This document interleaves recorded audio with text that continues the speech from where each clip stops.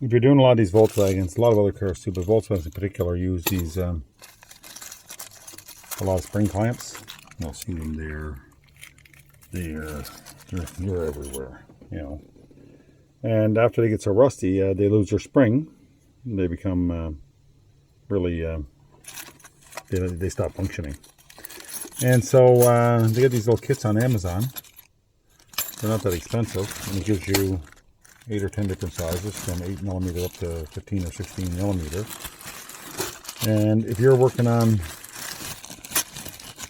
Volkswagens or anything really that you can use, these spring clamps on, because I don't like them when they're too strong. Like some of them are strong and hard to use.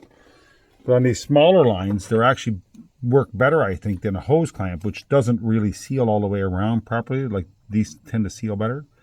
And they work well. I mean, you grab a pair of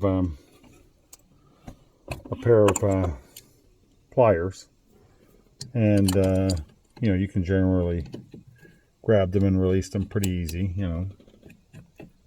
and they work very well, So I just replaced the power steering line. I needed a couple down over here. I needed one over here. There was a couple on here that were rusty, and I've had this for a year or two.